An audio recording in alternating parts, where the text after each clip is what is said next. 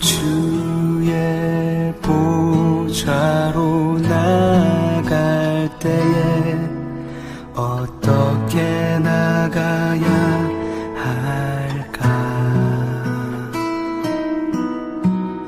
나를 구원한 주의 십자가, 그것을 믿으며 가네.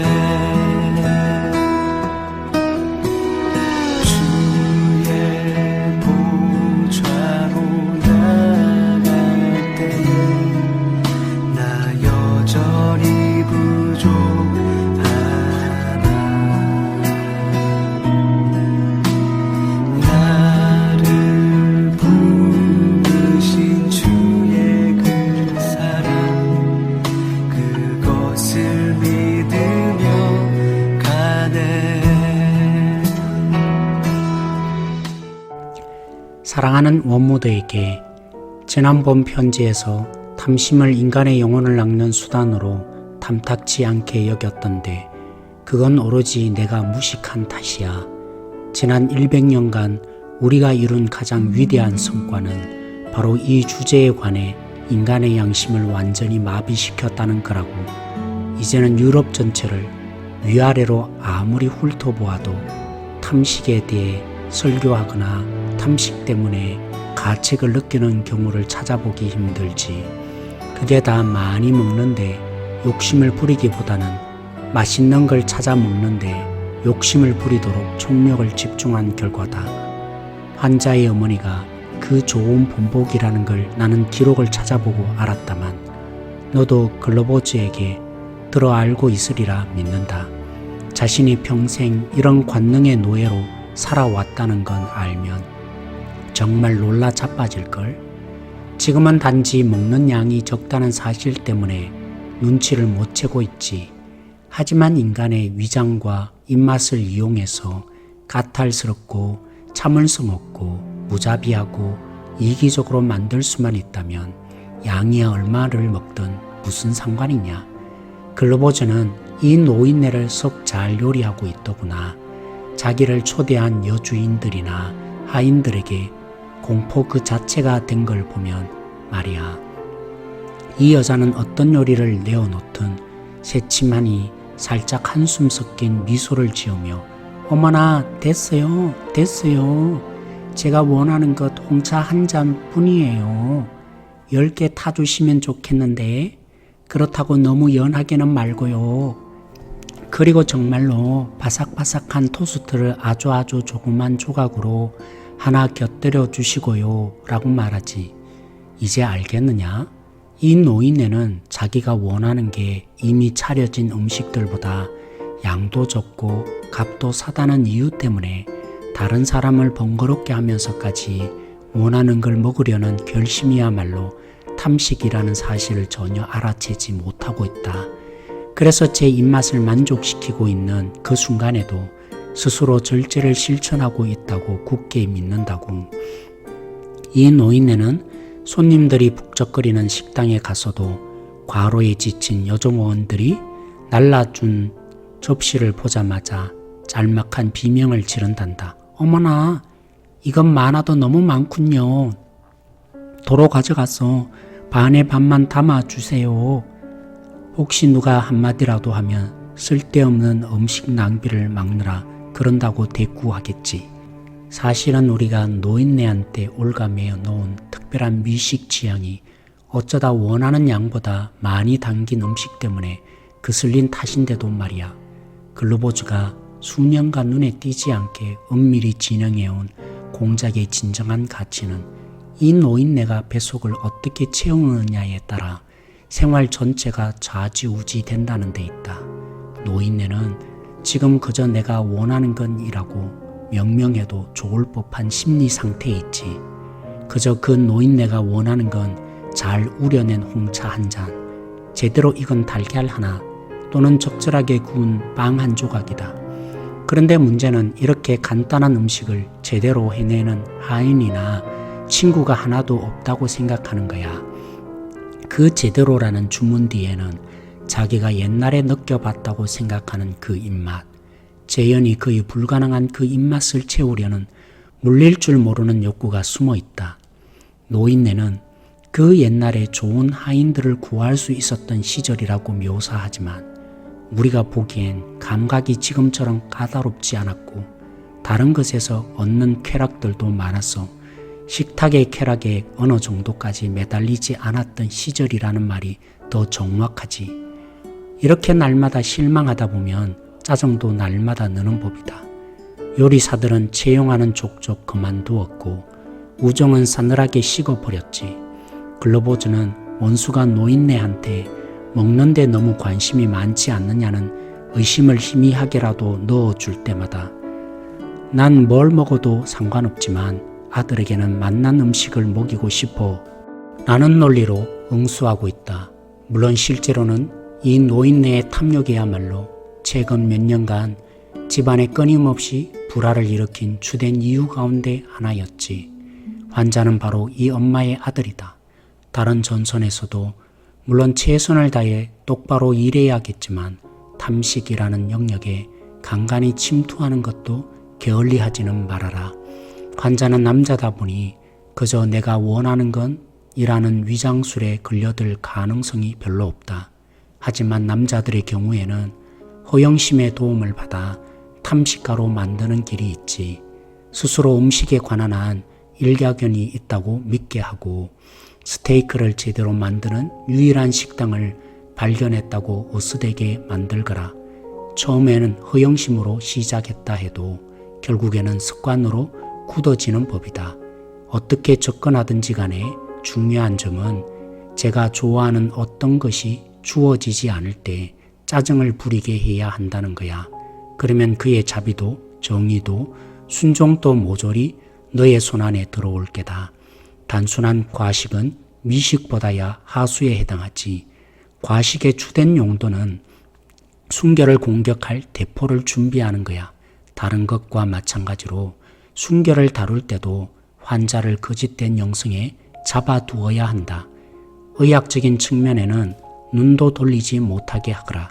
지난 24시간 동안 무엇을 먹고 마셨는지만 살펴봐도 너 탄약의 출처를 알 수 있고 약간의 절제만으로도 너의 통신망을 교란할 수 있음에도 불구하고 그저 자기가 어떤 점에서 자만하고 믿음이 부족했길래 악마의 손에 걸려들게 되었을까만 생각하게 하라고.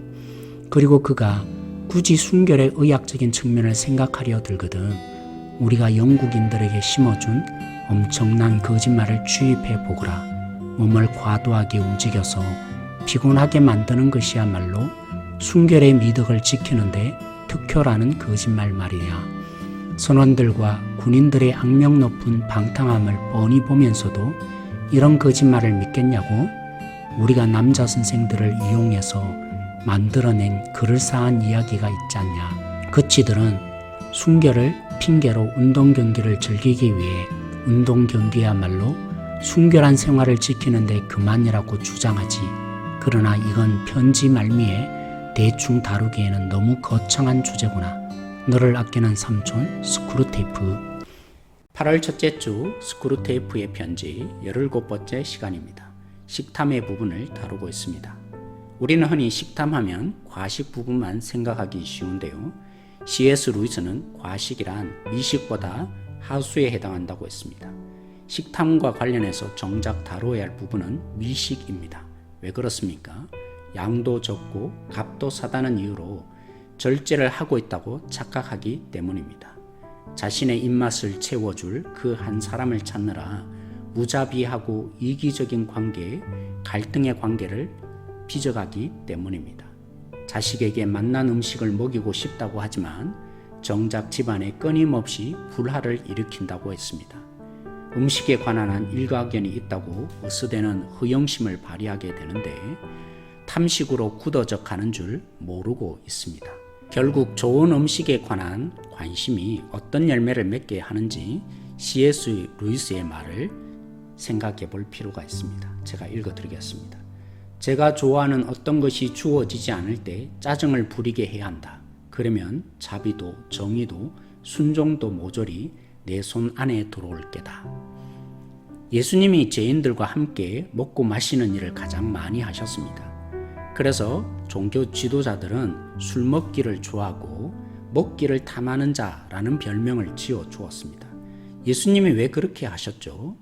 잔치는 조금도 부족함이 없는 흥과 즐거움과 풍성함이 가득해서 천국을 비유하기에 딱 좋았기 때문입니다.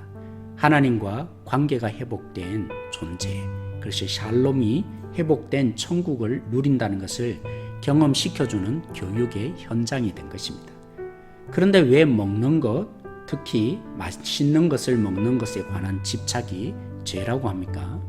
가톨릭에서는 6세기경 교황 그레고리 1세가 식탐을 비롯한 7가지 악을 언급했습니다.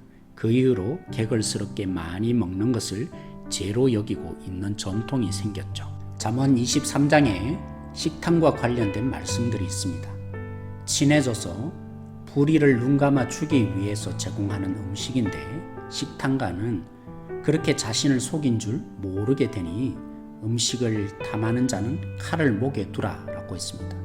20절, 21절에는 술에 취하면 정신을 잃듯이 배를 불리면 졸음을 이기지 못하게 되는데 과소비와 게으름이 지배받게 된다. 그래서 충고한 말씀이었습니다.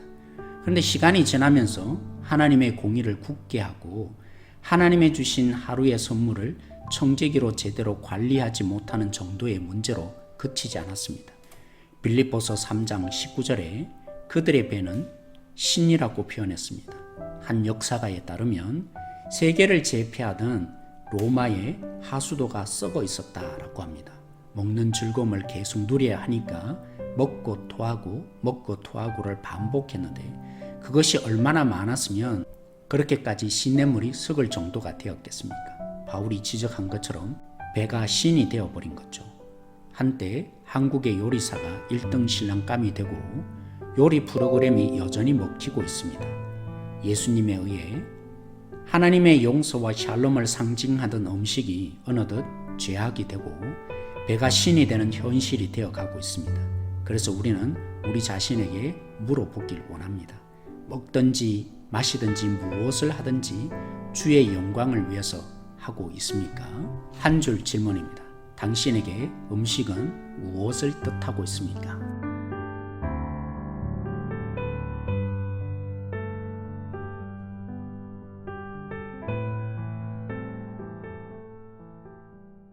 주보혈 날 정결케 하고 주보혈 날 자유케 하니 주 앞에 나 예배하는 이 시간 나의 모든 것을 주께 드리네. 주의 손 날 위에 지키셨고 주의 발 날 위에 박히셨으니 이제는 내가 사는 것이 아니요 오직 주를 위해 사는 것이라.